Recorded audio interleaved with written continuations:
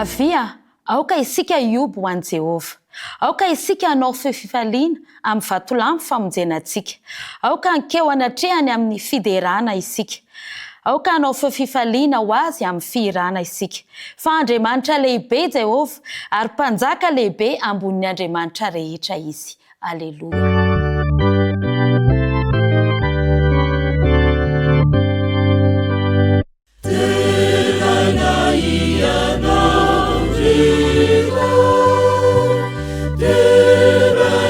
Jesus tumpunai, teranani fabaiku,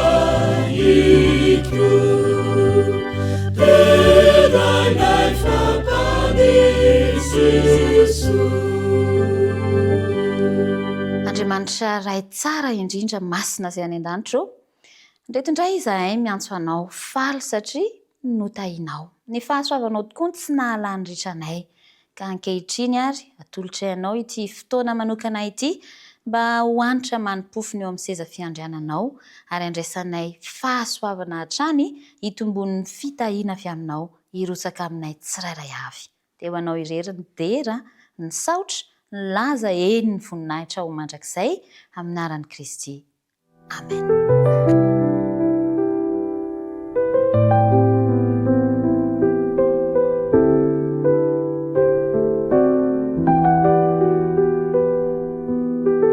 Mbola faly miarahabanao indray amin'izao sabata izao ary fifaliana ho anay ny miarahabanao.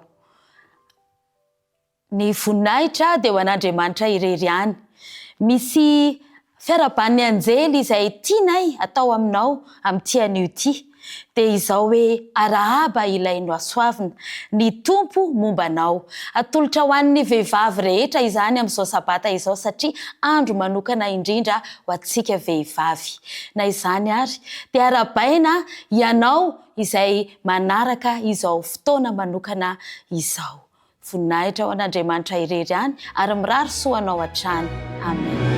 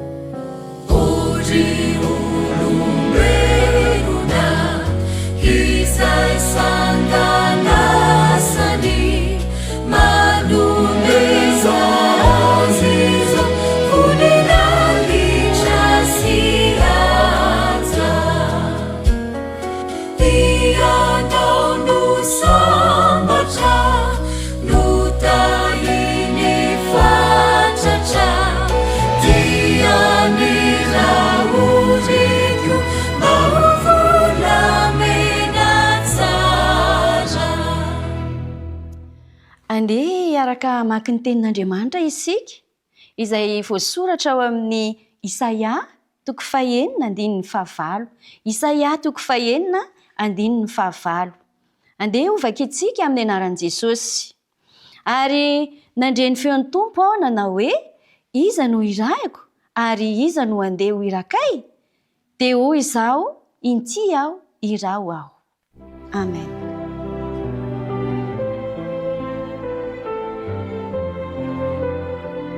Fiaraha-mivavaka sika toko.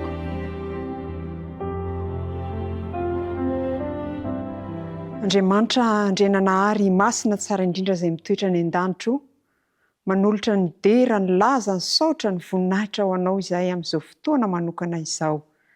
Misaotra anao izahay noho ny fitsimbinanao sy ny fikarakaranao nandritry ny enemana sy tamin'ny fotoana lasa izay niainanay. Ary ankehitriny dia manandratra ny dera, ny voninahitra, ny laza sy ny saotra ho anao izahay.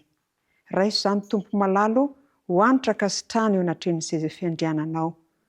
Amin'izao fotoana izao dia mangataka izay ny hamelanao ny tsy fahatanteranay rehetra. Mamindrafo aminay, mamelany elokay.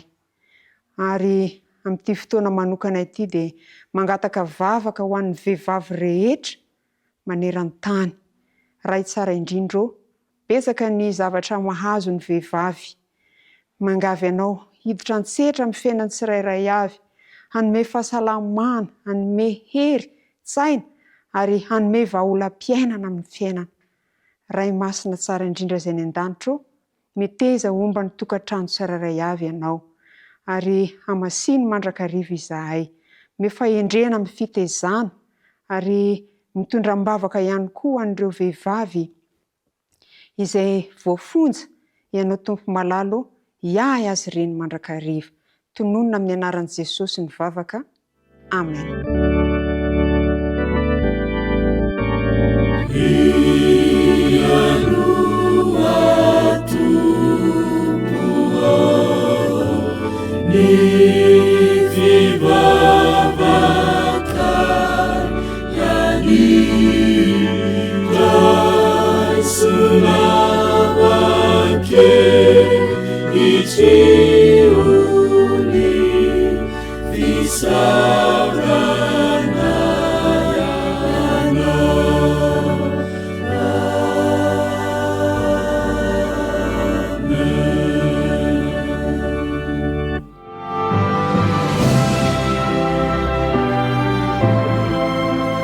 Fanompoampivavahana mikasika ny fanatresany ampafolony isika izao.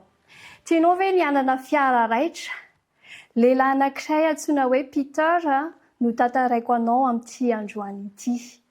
Vao avy nahazo fiara raitra dia raitra tany amin'ny rahalahiny izy tamin'io andro io.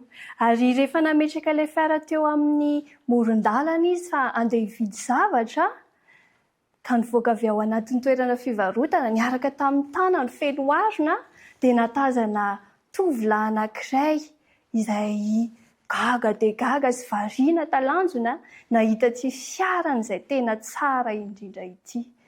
Nanantona avy hatrany ilay tovolahy ary nanontany azy, somary menamenatra, dia hoy izy hoe, anao ve tompoko ity fiara ity? Eny ry tovolahy fa ahoana? Fanomezana mendralahy koa io. Oe! Tena tsy mampino izany.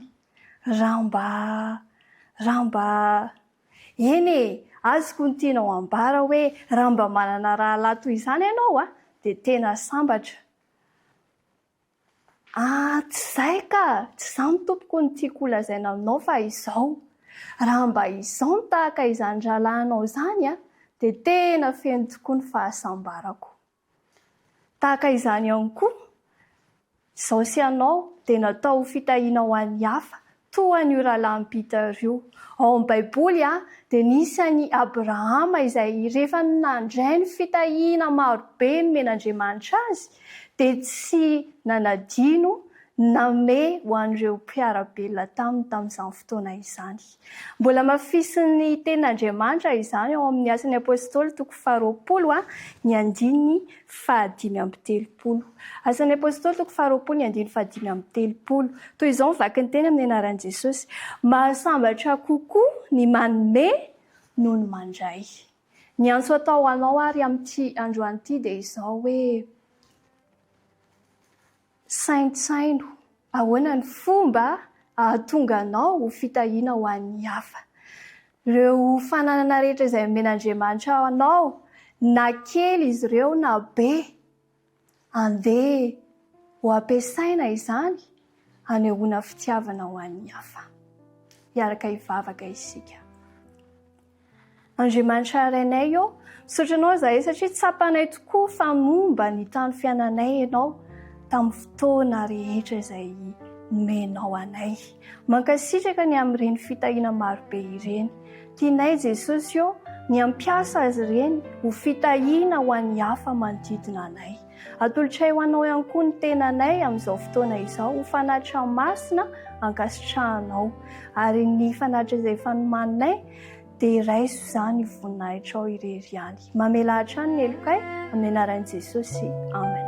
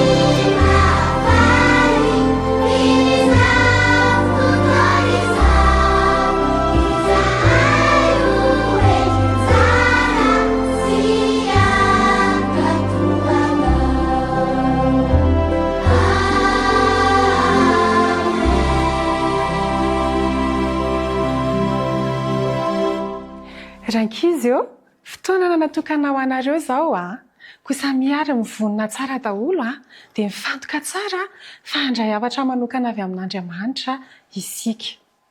Kanefa mialoha izay indrindra dia ndeha hiaraka hivavaka isika.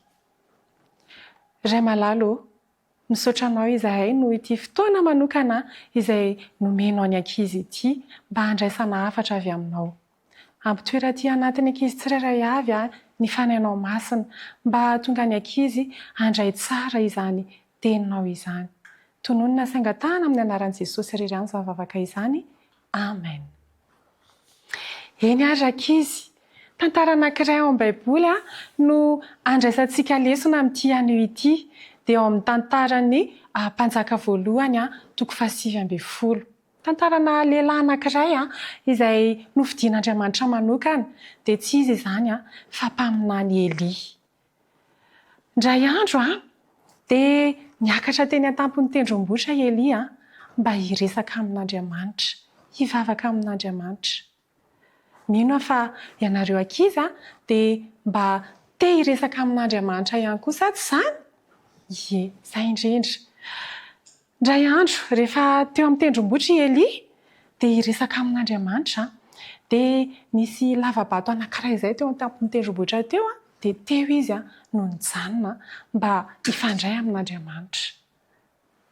Tampoka teo nefa rakizy na zavatra nitranga. Nisy tafio-drivotra mafy rakizy teny amin'ny tendrombohitra teny. Nisy rivotra mafy mifofofozon'ilay feony. Ohatr'izany nataon'ilay rivotra rakizy. Fa nisy inona ary? Dia nanontany teny Eli tamin'izay fotoan'izay hozy izy hoe fa inona ary izany? Dia niresaka izy, Andriamanitra moa ve ianao izany? Ao anatin'izany rivotra izany ve ianao? Dia tsisy namaly. Tampotampoka teo indray inona indray zavatra nitranga? Niovitrovotra indray ilay tendrombohitra rakizy. Nisy horohorontany be ohatran'ilay rehefa ianareo ilay migodongodona ao amin'ny gorodona ireny dia maheno ny aty ambany dia ohatr'izany ihany koa ny zavatra nitranga tamin'ity fotoan'ity. Niovitrovotra mafy ilay tendrombohitra ohatran'ny nisy horohorontany mafy be mihitsy tamin'izay fotoan'izay. Dia mbola nanontany tena ihany Eli rakizy fa misy inona ary? Moa ve ao anatin'izany ianao Andriamanitra? Dia tonga saina ihany Eli rehefa avy eo hoe tsy Andriamanitra no ao anatin'izany tabataba mafy be izany. Dia rehefa elaela kely teo rakizy dia nisy fanginana tampoka teo. Mangina daholo angina ankizy rehetra ohatran'izay mihitsy. Ohatran'izay fanginana ankizy rehetra izay mihitsy no zavatra nitranga indray tamin'ity fotoana anankiray ity. Dia rehefa tsy tapitapitra izay dia nisy feo nitsoka malemy tao anatin'ilay fanginana lehibe rakizy. Rehefa vita izay dia tsapany Eli fa ao anatin'izany fanginana izany no niteny Andriamanitra. Ary Andriamanitra mihitsy no niteny tamin'ilay feo nitsoka malemy. Dia teo rakizy dia niaino an'Andriamanitra amin'izay Eli. Niresaka tamin'ny Eli Andriamanitra. Mahafinaritra Ie. Amin'ity marain'ity ihany koa dia misarika ny saintsika Andriamanitra rakizy. Dia hiresaka aminao ihany koa izy n'aiza n'aiza toerana misy anao. Moa ve maniry mba te ho iresahan'Andriamanitra ianao Inoko fa samy te hanana izany etaeta izany ny ankizy tsirairay avy. Te ho iresahan'Andriamanitra sady Andriamanitra ilay mpanjaka an'izao rehetra izao mihitsy no te hiresaka amiko sy aminao. Ka amin'ity marain'ity dia mandondondona eo am-baravarany fony ankizy tsirairay avy Andriamanitra mba hanokatra ny fony ankizy tsirairay avy, hanokatra ny saina ankizy tsirairay avy handray an'Andriamanitra hiresaka aminy. Faniriana amin'ity marain'ity dia handray izany lesona izany ao am-pony tsirairay avy ny ankizy rehetra. Amen.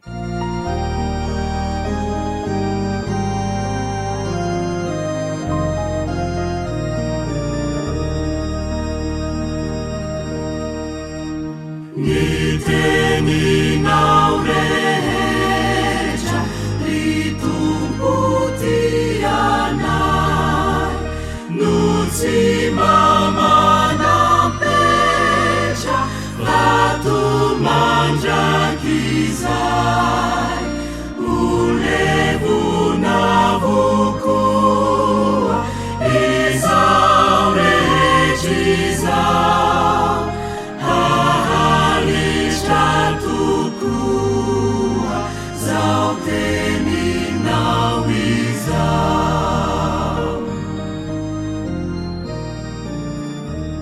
anatin'ity fotoana manokana ity dia amafisina ny fiarabana sy ny firaren-tsony mba andraisaka sy andraisanao ny fitiavan'Andriamanitra manokana ny fitahiny amin'izao fotoana manokana izao. Androany dia andeha ho resahana ny hoe henany inty aho. Le hoe henany dia teny hebreo izay midika hoe inty aho raha dika tsotsotra. Fa rehefa tena jerena ifotony dia tsy hoe inty aho fotsiny fa mandeha lavitra kokoa noho izany izay midika hoe inty vonona ary miandriny anao izay rehetra angatahanao. Fa ny loratena amin'Andriamanitra izany izy ity manambara aminy hoe na manahoana ny ao ambadika izao antso izao dia inty vonona ary anatanteraka izay angatahanao amiko. Andeha handray hery amin'ny alalan'izany sasenao ary manasanao mbola hiara-hivavaka. Andriamanitra ray handray hery avy amin'ny teninao izahay ary maniry ny amaly ny antso amin'ny hoe inty aho koa tario. Miasa anatinay tsirairay avy Andriamanitra fany masino amin'ny anaran'i Kristy. Amen. Arak'izay voalaza ao amin'ny Isaia 9 dia ny 5 izay efa niarahana maky ny Isaia 9:5 dia ilay manao hoe ary nandre ny feon'ny tompo nanao hoe iza ny irahako ary iza ny andeha ho irakay dia hoy izao inty aho iraho aho. Ka amin'ity androany ity izany ny firariana sy ny antso izay atao amiko sy aminao dia ny hoe amaly ihany koa amin'ny kitsipo amin'ny fahavononana amin'ny fanoloran-tena feno hoe inty aho iraho aho. Dia tahaka an'izay nataony Abrahama rehefa nantsoina izy hanolotra ny Isaka zanany dia henany hoy izy. Dia ohatra amin'izany ihany koa i Mosesy rehefa nanoloana n'ilay roa imemy mirehitra afo dia namaly ihany koa izy hoe henany. Dia araka ilay nambara teo moa hoe ilay henany dia hoe inty aho tsy inty aho fotsiny fa inty aho vonona anatanteraka an'izay angatahanao manolo tena feno ary na tsy fantatro ary ny ao ambadika izao rehetra izao dia vonona inty aho. Ka androany sasenao dia andeha hiresaka kely ny amin'izany antso avy amin'Andriamanitra izany sy izay valy teny izay. Ka ankoatran'ny Abrahama sy Mosesy dia andeha hijery ohatra hafa ny amin'izay navalindreo izay nantsoin'Andriamanitra tao amin'ny tantara izay voarakitra ao amin'ny Baiboly. Voalohany izany izao dia andeha ho jerentsika hoe nanahoana ny valy tenin'ny Jona ao amin'ny Baiboly ao amin'ny Jona 1:2 izao ohatra dia misy maneho ny fihetsika izay navalin'ny Jona an'Andriamanitra rehefa nirahany. Raha tsy ahivina io tantara io dia nirahan'Andriamanitra ho an'ny Ninive i Jona hitondra famonjena ho an'ireo mponina tany fa tsy nazoto izy. Dia araka ny voalaza ao dia tsy naneho teny izy tamin'izay hoe na hoe eny tompoko fa fihetsika no nasetriny ny valiteny nataony tamin'Andriamanitra izany ka avy hatrany izy dia nandeha tamin'ny toeran-kafa. Ao amin'ny soratra masina dia voalaza hoe nefa Jona kosa nitsangana nidositra ho an'ny Tarsisy mba hiala eo anatrehan'i Jehova ary nidina akanjopy izy ka nahita samboka ny Tarsisy dia nandony karamany ka niondrana taminy hiara andeha tamin'ny tao ho an'ny Tarsisy hiala eo anatrehan'i Jehova. Dia raha mijery sasenao dia tsia izany ny valiteny nataony Jona ary ny valiten'i Jona angamba no valiteny ratsy indrindra tamin'izay natao tamin'Andriamanitra nanoloana ny iraka na ny antson'Andriamanitra. Dia asa mety ho efa nanao an'izany koa ve sasenao? Mety ho efa nirahana ve hoe mandehana miteny zavatra izay hitondra soa fiarovana na ho famonjena mihitsy ny hafa mpiara-belona fianakaviana namana kanefa tsy nazoto. Fa ny Jona izany izao tsy namaly mivantana fa fihetsika tonga dia nandao ny ala tsy nankatoa no nataony. Lesona no azontsika raisina dia mazava ho azy hoe tsy hanao tahaka ny Jona. Fa raha mijery ohatra hafa isika tahaka ny Petera. Maro ny fotoana niarahan'i Petera tamin'i Jesosy fony izy tetỳ an-tany fa raha ny ao amin'ny Luka 5:1-7 izany izao dia tamin'ilay fotoana hoe efa nanjono ry Petera fa tsy nahazo. Fa rehefa avy eo Jesosy tonga dia mbola naniraka hoe alatsao ny arato. Dia mitoy zava-misy nandà Petera. Ery Petera efa zatra raha amin'io ery Petera mahay satria efa io ny asany. Ary tamin'izay mety hoe ny fahaizan'ny Petera no nampisalasala azy fa araka ny tantara nefa dia nandà izy fa rehefa avy eo dia nanahoana nanaiky ihany izy. Niteny mihitsy Petera hoe ao amin'ny Luka 5:1 dia ny 5 dia namaly izy hoe fa Simona namaly ka ranao hoe tompoko mandritry ny alina no efa nikelezanay aina nefa tsy nahazo na inona na inona kanefa noho ny teninao dia alatsaka ihany ny arato nandà ny salasala mety ny hevitra hoe zany hoe fa zadra raha zany hoe fa manam-pahaizana sy avaram-pianarana amin'ity satria efa tia ny fiainako isan'andro zany mahafehy an'ity toe-javatra ity fa avy eo nefa nanaiky ny sitrapon'Andriamanitra endrika fanehoana ny valiteny amin'Andriamanitra ihany koa izany asa raha efa nisy fotoana ihany koa na tonga sainao ny hevitra hoe efa mahazatra aty misy iraka ampanofinaandriamanitra dia hoe efa haiko ty fa ny antso izay atao amiko sy aminao androany dia ny itokisana sy ny ankatoavana an'Andriamanitra ka amaly hoe henany inty aho vonina anatanteraka arak'izay anirahanao arak'izay angatahanao ary tsy mametra-panontaniana hoe tsy fantatro akory ary sy ao ariran'izao rehetra izao maro ny olona izay nahazo antso ary naneho ny valiny hitantsika voarakitra ao amin'ny baiboly misy tanora misy lehilahy misy vehivavy raha hijery ankizy izany sika izao hoe fa tanora fa mbola ankizy dia Samoela dia fantatritsika ny tantarany ao amin'ny Samoela voalohany toko 7:2-5 ao anelanelany ao mihitsy moa izany ny tantaran'izay hoe Samoela ihany koa teo amin'ny fotoana izay niantsoan'Andriamanitra azy dia zaza-pankatoa no heveriny fa Eli no miantso azy efa natory izy ny voatantara ao amin'ny baiboly no nandre antso hoe Samoela dia nitsangana faingana nakany amin'ny Eli ary mamaly hoe inty fa miantso ahy ianao dia Eli no mamaly hoe tsy za zany fa ndeha matory ihany dia rehefa nahazo antso fahatelo izy no niverina tany amin'ny Eli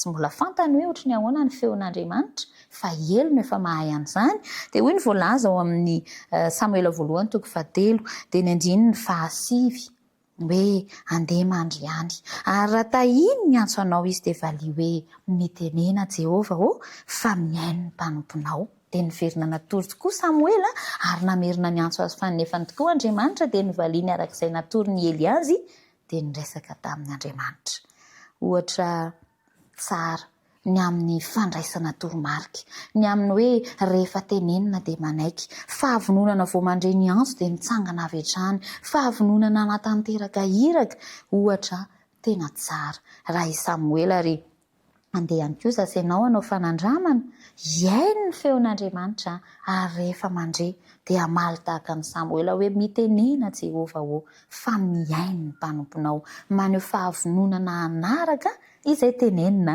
izany ary arak'izany resahana izany dia hoe ohatra eo amin'ny fandraisana an'ilay torohevitra ihany koa izany izy satria Eli nanoro-hevitra azy dia nanaraka fa araka ny nambara teo dia hoe misy lahy misy vavy misy tanora misy efa lehibe nandray antso avy amin'Andriamanitra avokoa resahana amin'ny baiboly raha hijery zasainao ny amina vehivavy anankiray dia ohatra anankiray ihany koa izao ilay vehivavy manantena tao Zarefata tadidinao ve ilay tantara ao amin'ny mpanjaka voalohany toko 7:10 no mirakitra azy ao amin'ny baiboly izay vehivavy anankiray niaina tany amin'ny faritry Sidona any amin'ny faritry ny fahavalon'ny Jiosy izany ary tsy Jiosy mazava ho azy fa firenena jentilisa ny misy azy kanefa nandray antso avy amin'Andriamanitra tamin'izany fotoana izany ilay nisy ny mosary tsy nirotsaka ny orana ary rehefa nipetraka teo amin'ny loha sandrika ny kerita Elia ny mpaminany izany no nirano endana makany amin'ny toerana tahaka izao Zarefata fa misy vehivavy mpitondra tena ao maka kitay dia aminy ianao no mangataka ny sakafo dia izy ilay naka ny kitay farany andrahon'ny koba eran'ny tanan'ila sy ilay amin'ny diloilo kely sisa amin'ny tavoara no nangatahany Elia mba hangalao rano aho hosotroko ary rehefa nandeha naka rano izy dia hoindray hoe dia hitondray mofo koa nefa dia io sisa ny sakafo farany olona tsy fantany akory Elia fa rehefa nampanantena azy nefa hoe tsy ho fona ny koba ao amin'ny fitoerany ary tsy ho ritra ny diloilo ao amin'ny tavoara dia nanaiky ity vehivavy ity ary fantatritsika fa nahita ny fanatrehan'Andriamanitra izy tamin'izany fanekeny ny antso izany dia voalaza ny toy ny tantara tokoa moa araka n'izay voalaza ny soratra masina mpanjaka voalohany toko 7:10 fa tsy lany tokoa ny koba tao amin'ny parika ary tsy ritra ny diloilo tao amin'ny tavoara arak'izay efa ny tenin'i Jehova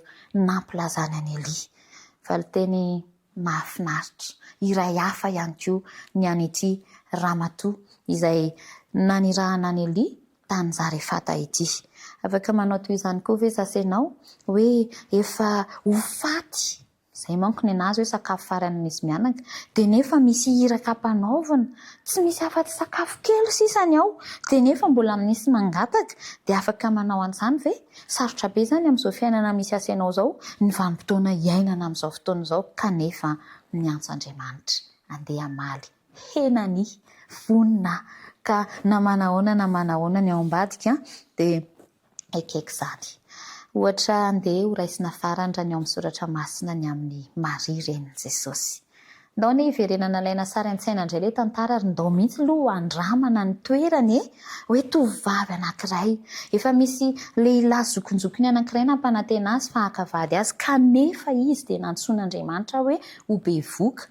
Resantsika amin'ny vantana ohatr'izay ilay izy hitondra voka dia ahoana hoy ny fiarahamonina mantsy azy dia inona no hanenjehan'ny manodidina azy hoe tovovavy anankiray bevoka nefa mbola tsy manambady. Antso anisan'ny sarotra indrindra ny nanatanteraka azy kanefa ny ekeny Maria tamin'ny fotsotra namaliny tamin'Andriamanitra hoe henany intia vonina naneho fahavononana ary tena nanaiky ny antson'Andriamanitra dia ny eny tsara indrindra voarakitry ny soratra masina sy voarakitry ny tantara izay nataon'ny Maria nitondra ny mpamonjy ary afaka nahatanteraka niraka ny famonjena tetỳ an-tany tetỳ. Dia mety hieritreritra sasenao hoe kary zareo anie olona tamin'ny andro taloha sarotra amin'izao vanim-potoana izao anie no hamaliana an'izany na mety eritreritra sasenao hoe neny zareo anie tamin'ny fotoana izay tamin'ny andro ny baiboly tany aloha tany fa misy ohatra hafa ihany koa.